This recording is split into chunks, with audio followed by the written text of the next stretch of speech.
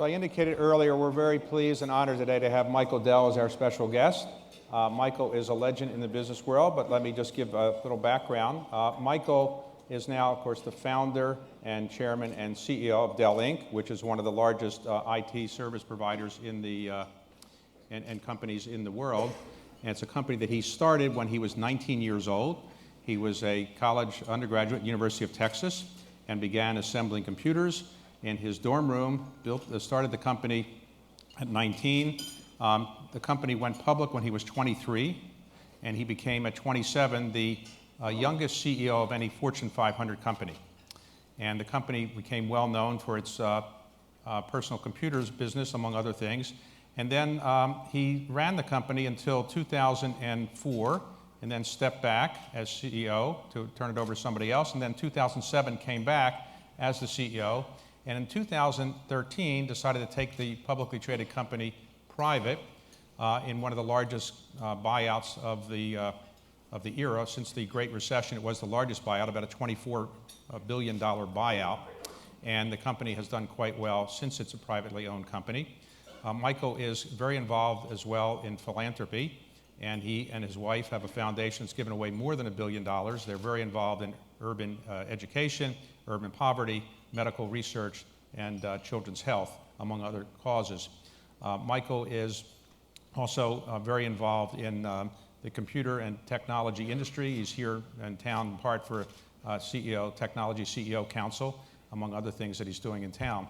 And I would say that in the computer world and the IT world, he is obviously one of the legends. He is one of the few people who started a company, let's say 20-some years ago in this industry, who is still the CEO of a company in the industry. So Michael, if I could just start off by asking you, you took your company private in 2013, and do you miss dealing with analysts and publicly quoted? Is that a problem?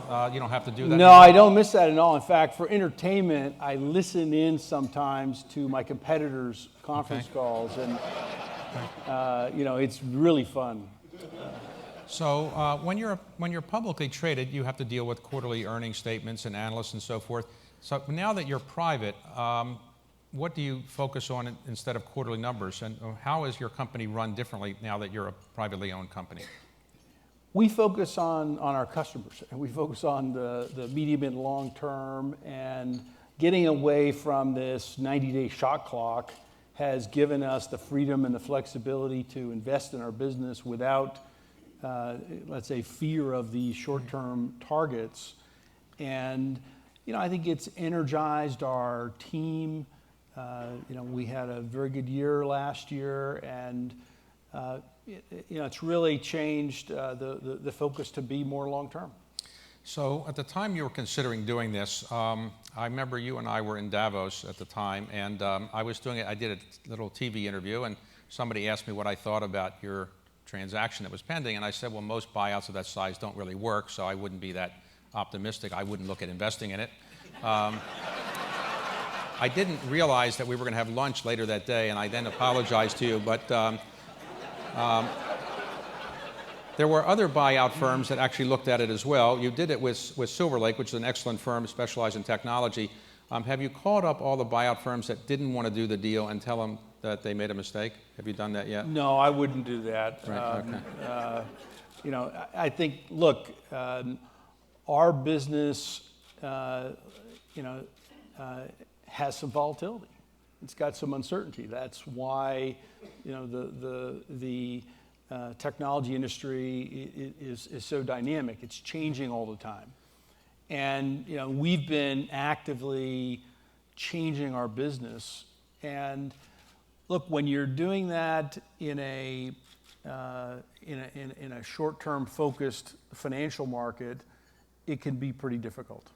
So at the time, firms like mine said, well, he's a PC manufacturer, personal computer manufacturer, and that business is probably going down, and there's probably too many people that manufacture them very cheaply, and so this wouldn't be a great business. What did people miss because you're not just a PC company, or what did people miss in misanalyzing the way that your company would operate in the future?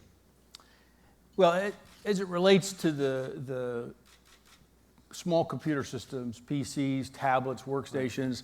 We've had 8 quarters in a row of increasing our share of the overall industry. Right. So, that's clearly a good thing. There isn't necessarily a lot of growth there, but by gaining share, we can actually grow our business. So there's somewhat of a consolidation there. On the other side of our business, in software and services and data center, we have some pretty robust growth.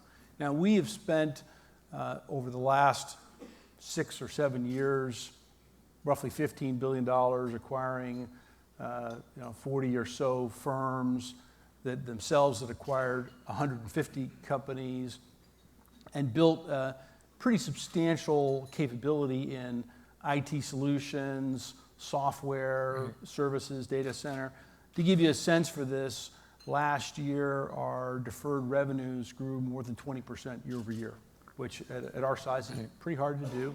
Many of our competitors, similarly positioned, would have had negative growth in the same period. So we've been able to reshape the business pretty significantly and successfully. So what percentage of your revenues, if you can say roughly, are now PC oriented? The manufacturing of PCs, is that less than 50% of your revenues now? It's still a little more than 50%, but I also think of it as the tip of the spear, particularly in the emerging world. Right. So if you think about, you've got 3.5 billion people in India, China, and Africa. And while IT services and data analytics and the more complex type solutions are interesting, it's not actually what they buy first. What they buy first is infrastructure, which is the actual machines that bring the data, the servers, the network, and then they get into these more complex areas. So when I look at our small computer systems business with businesses and enterprise in these emerging developing markets, which by the way still have relatively low penetration compared to the developed markets, there's robust growth there. In the developed markets, it's kind of a replacement cycle business. But to be able to bring an end-to-end solution, I think you have to have both ends of the solution. So we fundamentally believe in, to be able to solve the problems that customers have out there, it's a combination of hardware, software, and services together. Okay, so private equity firms like Silver Lake, usually when they make an investment, they like to exit at a nice profit, and maybe 3 or 4 or 5 years. So what will you do to help Silver Lake exit? Will you take the company public again, or have you had enough of that, and how would you give them an exit if you didn't do an IPO? They haven't shown any desire to exit anytime soon, but there are many ways for that to occur. Going public wouldn't be your highest priority again? No. I think you think about why do companies go public. Right. I mean, there's certainly a role for public markets, and when we went public in 1988, it was really the only way to get the amount of capital we needed for our growing company. Okay. And but we don't really need capital now. We generate lots of capital. Our brand is also very well known by our customers, and so the reasons to go public aren't really there. So I find it much more enjoyable to be a private company. I think the flexibility that we have is tremendous, and we can take on investments with an uncertain outcome, and that's actually quite attractive in our business. So instead of having to manage to try to hit a particular quarterly target, don't care about that. So we're much more about the long term. Before it went private, your company, you owned personally about 12.5%. Is that more or less right? 15%, something like that. Now you own about 75%? 70%, 70%, something like that. okay. Yeah. Is it too late to invest in the IPO? The company now? I mean, it's too late for Carlyle to invest in it? Well, David, I think it might be a little bit late. Okay. All right, so let me go back to when you began the company. As I mentioned earlier, you were 19 years old. Flattered by the interest, though. Well, we always like good investments. Unfortunately, we missed this one. But at 19, you're in college, and you're a freshman at the University of Texas. You grew up in Houston, and you're a pre-med student. Your father was an orthodontist. Yes. And you have a medical background in your family. Lots of people who've done medicine. So you were preordained to go to medical school, I assume.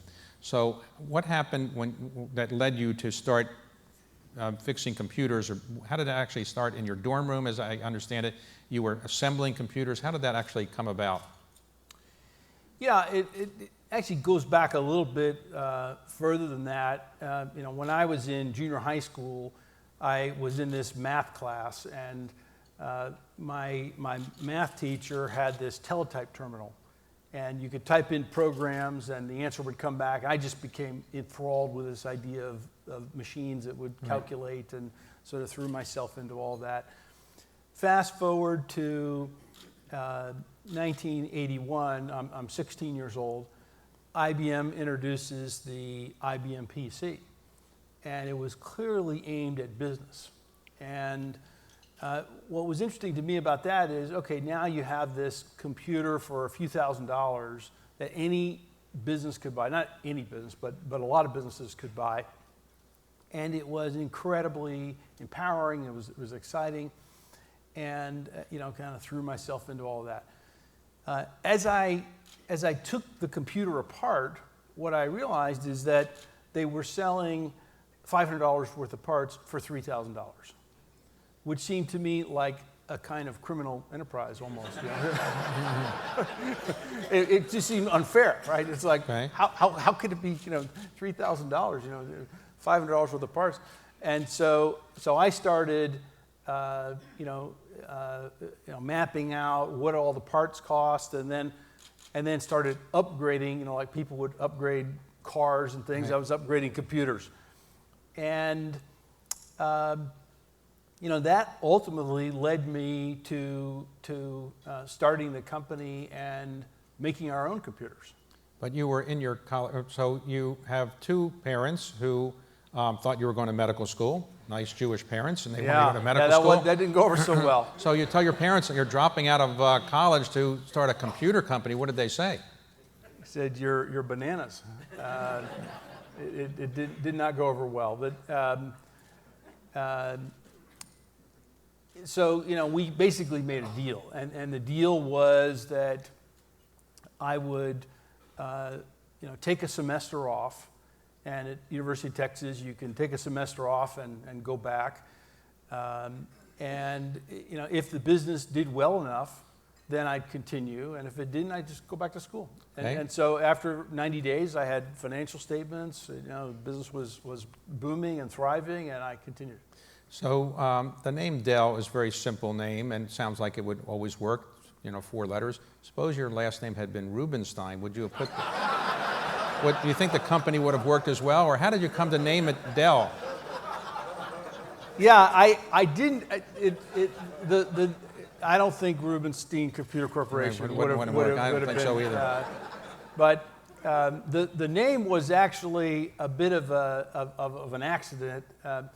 When I was in my dorm room, I had a trade name called PCs Limited. So I was a sole proprietor doing business as PCs Limited. And I had this customer who was a lawyer, and he, was kind of saying, "Hey, your business is thriving, it's growing, maybe you should incorporate." I said, "Why do I want to do that?" And he kind of explains to me the benefits of being a corporation. And I said, "Well, so what's involved here?" He says, "Well, how about, you install another hard disk drive for me, and I'll do your incorporation." I said, "Okay, that's the deal." And so I install the hard drive, and he says, "Well, there's 2 problems. First is you can't incorporate the name PCs Limited because it's too generic." So this is the lawyer speaking, called the company Dell Computer Corporation, doing business as PCs Limited. I said, "Okay, fine, whatever." Okay. Then he says, the second thing is you need $1,000 because you can't start a corporation unless you have $1,000. I said, well, it's going to take me a few days to go sell some more stuff. I'll come back with $1,000. And Right. so that was May 3rd, 1984. Wow. Company was incorporated with $1,000 as Dell Computer Corporation. Fast forward 3 years, we embark on our global expansion. Right. In the UK, hire a guy in the UK.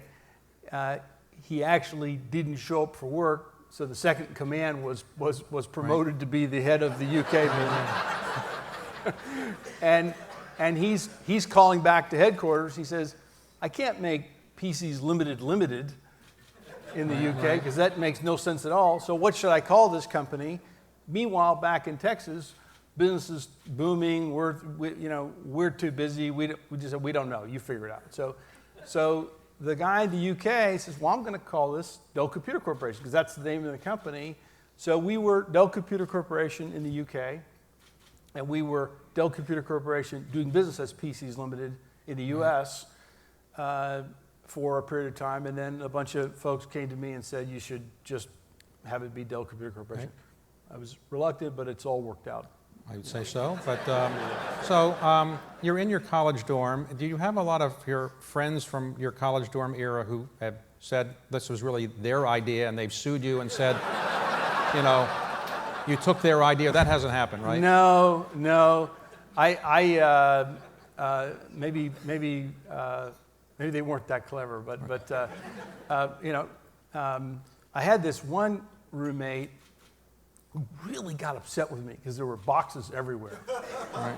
And the UPS man also hated me because, like enormous numbers of boxes, And so one day my roommate piled all the boxes in front of my door, and so I couldn't get out of the room, so I moved to a different. So what happened to him? I mean.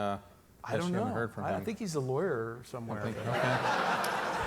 So now, as I remember it, when you started your company, the thing that was very clever and that was unique is you would say, I'm going to bypass the middleman. I'm not going to go to the retail store to buy my computer. Somebody would just send you an order, and you would make the computer to order. And is that essentially right? You made them to order? Yeah, we created a direct business model. And that enabled us to create all kinds of efficiencies in our supply chain, customer information.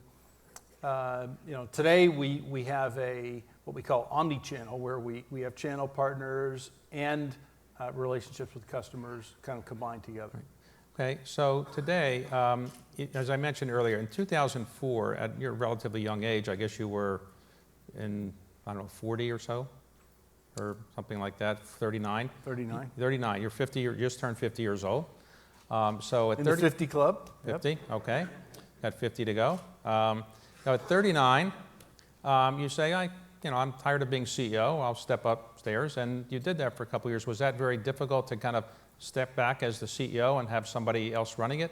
I guess so, because you came back in 3 years. But what did you miss as the CEO, or why did you come back as the CEO a couple of years later? Well, I was actively involved in the company.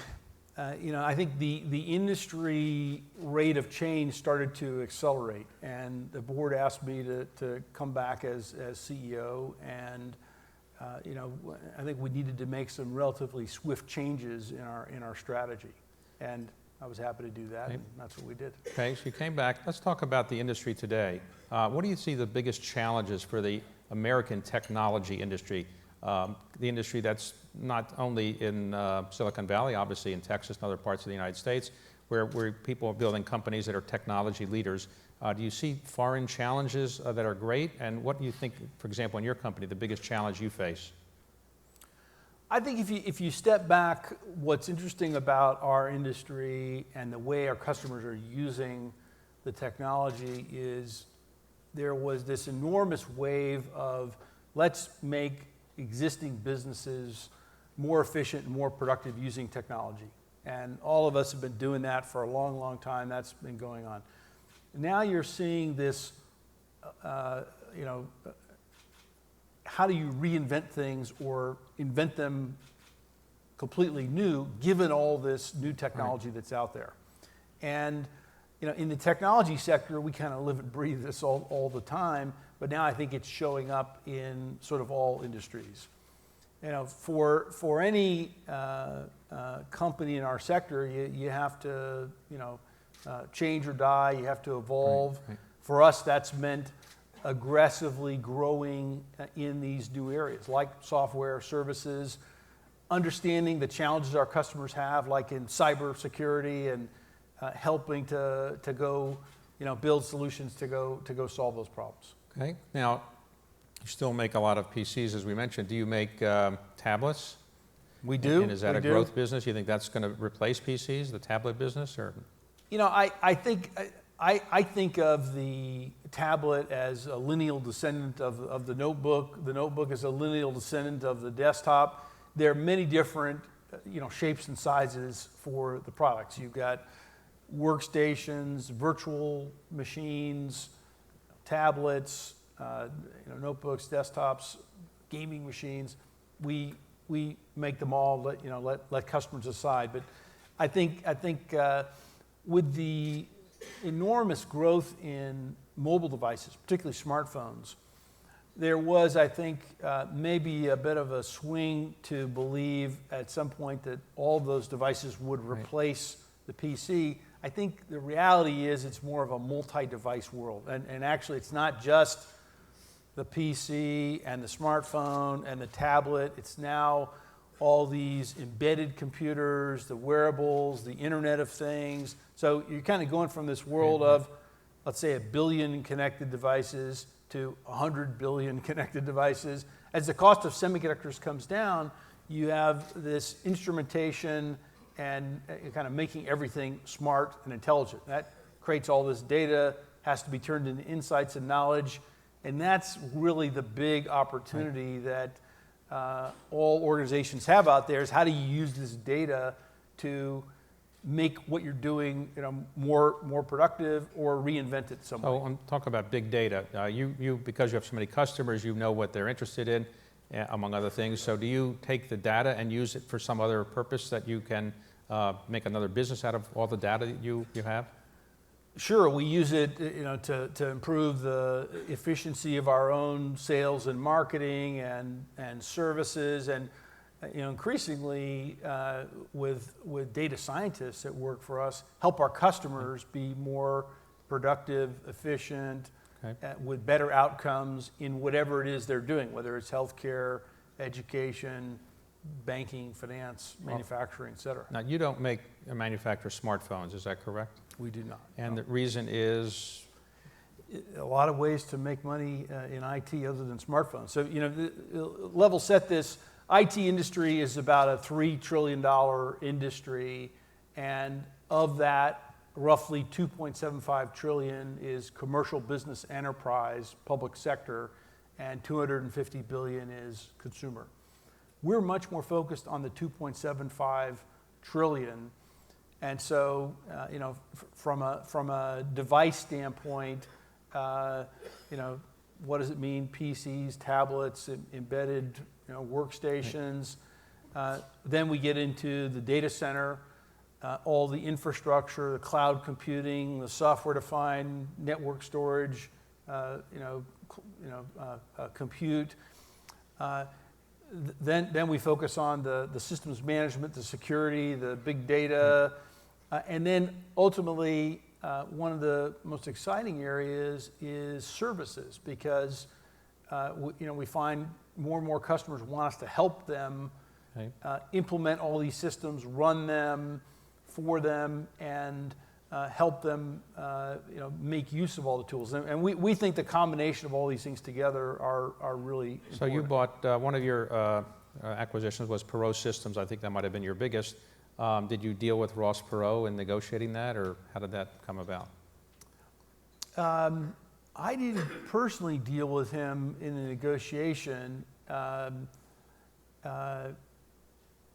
but he still comes to work every day at our office. Really? Yeah. Okay. All right. So do you tell him what to do, or not really? No, I don't think anybody tells Ross what to do. or Mr. Perot. So what about, Apple has said they're going to come out with a wearable, a watch. Are you going to make a watch? No, so I think here's a way to think about the smartphone. For every 50 smartphones that get put into the world, a new server pops up. And the reason a server pops up is because when you get a smartphone, it actually doesn't have anything on it. And you put stuff on it that comes over the network. Where does it come from? Usually not another smartphone. It comes from a server. And so this massive buildup, so you think about the companies that are providing the services that users are using on their mobile phones. We're providing the infrastructure and the equipment to be able to power those. As a young man, when you were running the company, you presumably met with Steve Jobs, you presumably met with Bill Gates. So how did you compare the two of them? Were they different personalities, and were you competing with them? Were you a customer of theirs? Were they a customer of yours? Pretty different, some form of collaboration, and or competition with either of them. Okay. And today, you were in Washington recently for a meeting with government leaders on part of the Technology CEO Council. So you met with President Obama. And what would you say the technology CEOs said to President Obama about technology? Were you concerned about something? What did he say to you? Did he ask you for any free computers or anything? No? No? Any advice? He didn't ask me for any free computers, but I did wonder how come there's no computer in the Oval Office. But that maybe one day there will be. It's probably hidden, or it's probably overhead. Yeah, you don't know. Something like that. But we focused on a couple of issues. I think trade promotion authority. We are exporters, and the U.S. technology industry has done very well. And to do that, to continue to do that, we think trade promotion authority is very important. We talked about immigration, and certainly the focus on the STEM skills that we need in our business is a big one. We talked about taxes, and how do you keep the sector that we're in competitive. All of our foreign competitors don't deal with this repatriation problem. And then cyber security, there are a number of bills that are being worked on that'll help us address this challenge. The cyber challenge is a big one. We see on behalf of our customers about 120 billion events per day, and have really built a threat intelligence to be able to understand what's going on. You have state-sponsored groups, you have criminals, you have activists, you have espionage, and you have terrorists. That are all using the cyber domain as a big attack vector. So you met with members of Congress. Were you impressed with any of the members of Congress that you met with? Or oh, very impressed. Yes. Do they seem to know technology very well, or you're just kind of teaching them a little bit about technology, or are they more knowledgeable than I might have suspected?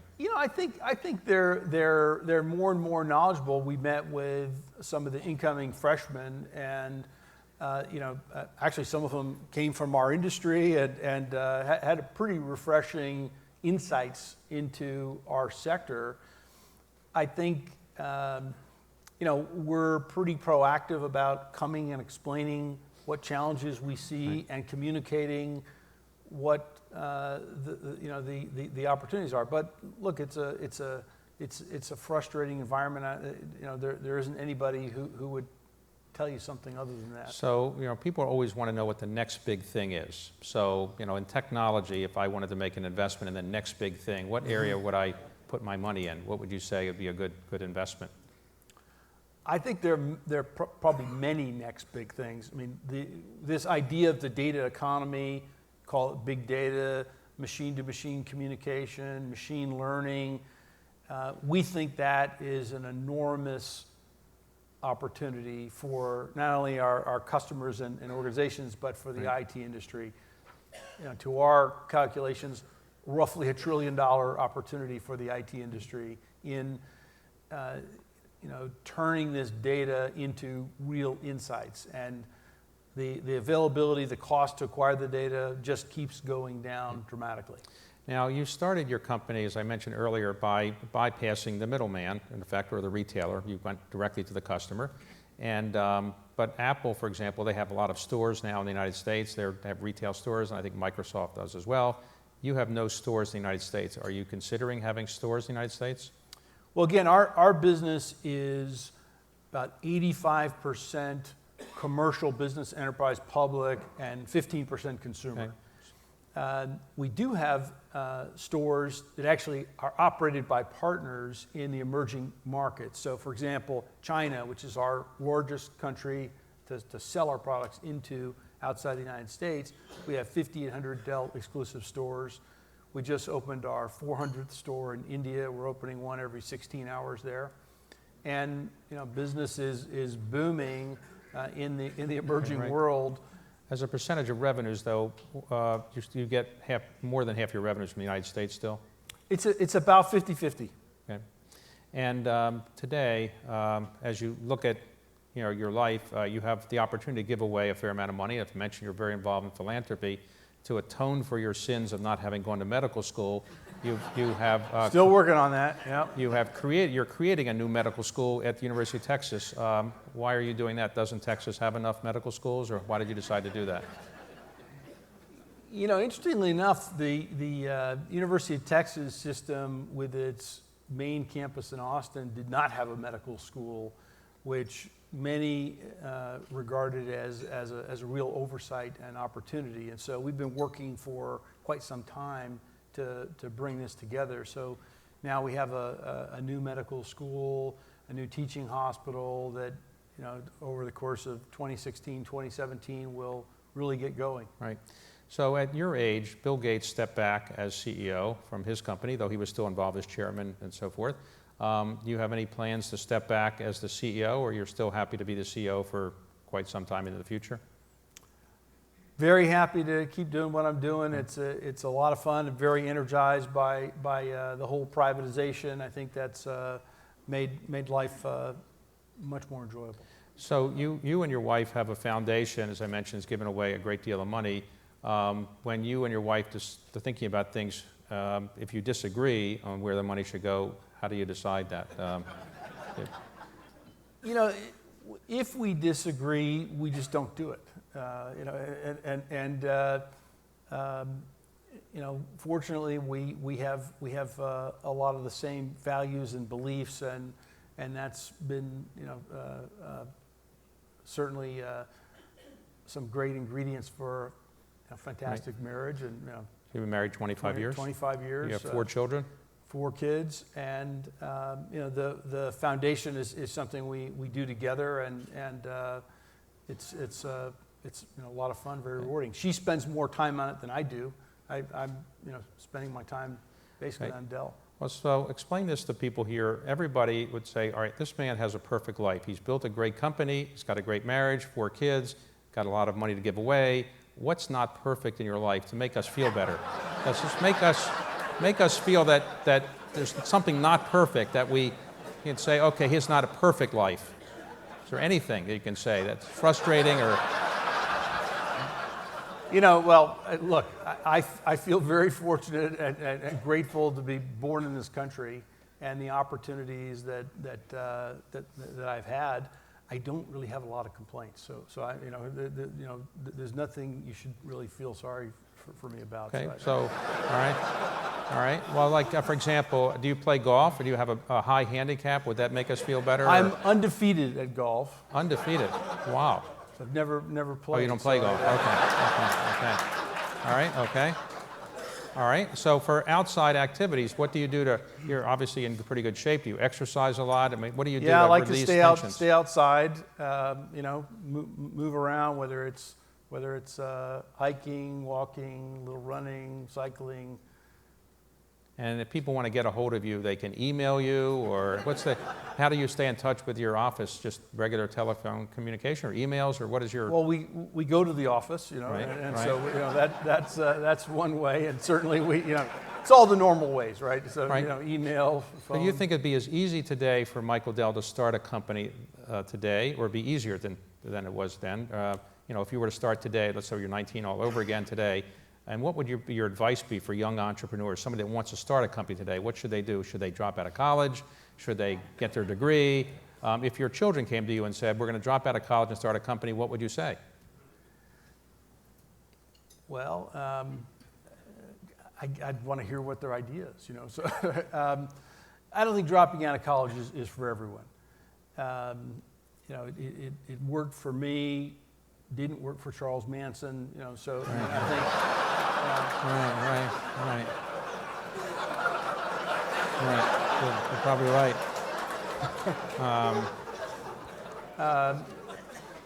But, look, I mean, if I was 19, I would be trying to figure out what company I would go start. If in the process of going private, somebody had bought the company from me, which was a very real possibility, I probably would have started another company. Well, at the time, Carl Icahn was saying something like he might make an offer. I don't think he actually did. But suppose somebody had done that, you would have just cashed in your chips and started another company? If somebody had done that, very likely I would have started another company. In the computer area or technology area? Not going to say Okay. what the company would be, but yeah, likely in the computer area. I mean, that's what I love. It's what I know. So in the philanthropy area, is most of your philanthropy in the United States, or is it some of it outside? How do you decide how much to put in the United States versus outside?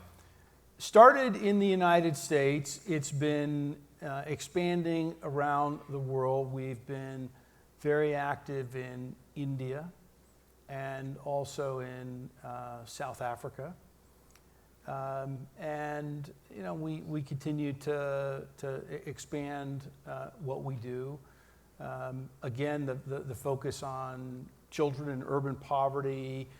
We've done a lot in the education sector using insights that we've gained from the Dell experience in terms of how do you use data and knowledge to inform progress. So, for example, in education, there is a standard that's been adopted by over half the states here in the U.S.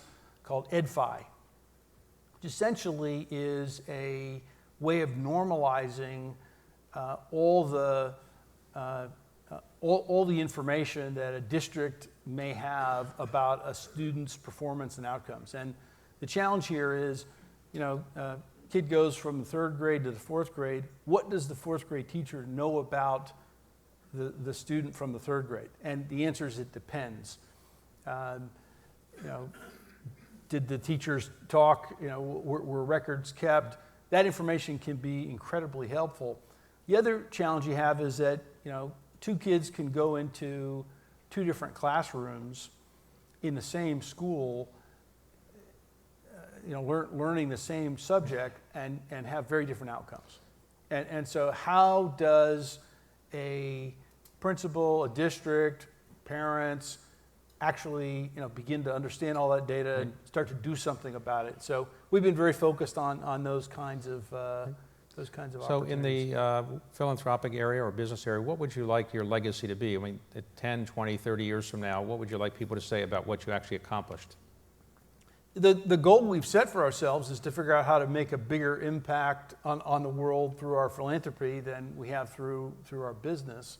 Don't exactly know how to do that. I think we're off to a reasonable start, and the foundation has done some great work, like you and I talked about earlier. It's not easy to do it Right. really well, and we treat it like an investment activity with real measurement of results and returns, and we also look for projects where we can change the trajectory, make a meaningful difference, and then leave and have it continue without us. So being Michael Dell, when you're living in Austin, you're obviously well known there, you're well known everywhere, but can you go into a 7-Eleven and not have people say, I have a good idea for a computer, or here's a new technology idea, or people just leave you alone when you're walking around shopping, if you ever shop? You don't shop that much, probably. I like to shop online. I find that's a lot easier. But if you ever walk into an Apple store, for example, and you wouldn't do that, right? You wouldn't go into an Apple store and they would know who you are right away, I guess, right? Haven't had that experience. Really? But, people generally, leave you alone. I don't find it's a big problem, which is good. And have you had role models in the business world that you would say that you have aspired to be like them, or people that you really admire in the business world or technology world? Yeah, I think you can learn from just about anybody, positive or negative, and certainly in the tech sector we've had some great folks before us who have paved the way and led through all sorts of various challenges. I've been fortunate to have known and worked with just about all of them. So as we talking about at breakfast, you seem like a very even-keeled person. You don't seem to raise your voice very much. You don't seem to get upset. You don't, as I understand, to throw things. So when people are, when you're mad, how do you tell people, that they're not doing a good job? What is your way of actually showing anger to somebody if they're not doing a good job? I don't think you have to throw things. Wouldn't seem like a good idea. I'm direct, in my communications with our teams. Spend a lot of time on making sure that certainly for the executive team that I work a lot with, that we're all aligned on what it is we're trying to accomplish. Everybody knows how they're doing relative to the objectives that we have. And there's no confusion, about where we are. So I think having a constant kind of realistic assessment of where you are and what is working well, what's not working so well, what needs to change, is super important. So when you met with the president the other day, he said, I'd like you to come into the government, serve as a senior cabinet officer, be an advisor to me full-time. Would you ever consider going to government? Or no, thank you. No? Ever consider running for office? No, thank you. No?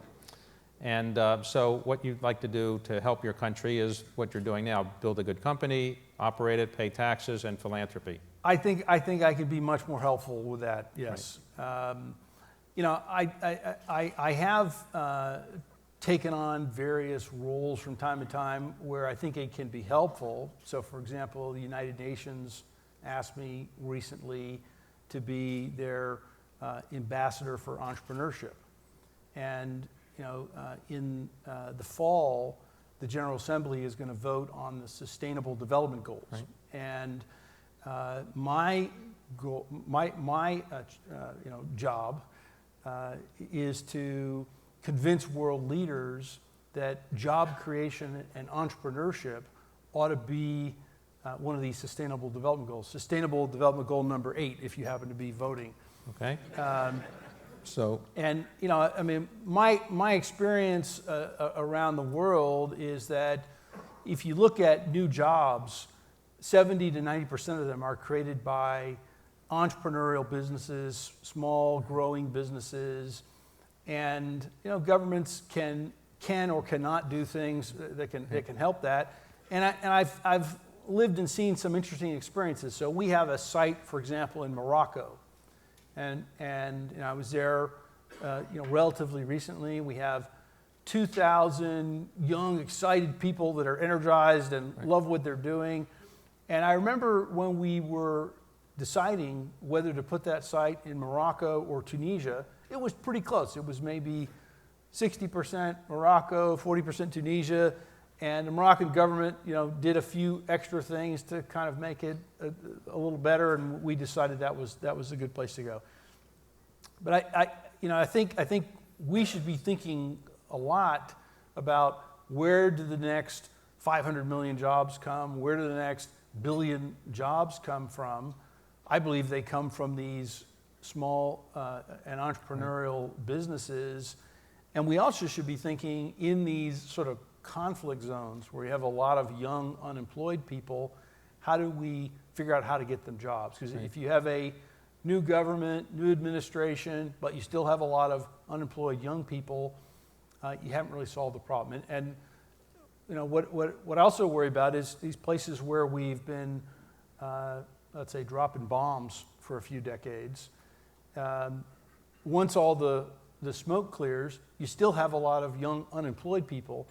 Unless they can go back to their families and explain that tomorrow's going to be better, you've still got a problem. And there's no new administration or whatever that can solve that problem. So I think we ought to be thinking, how do we go create some jobs over there?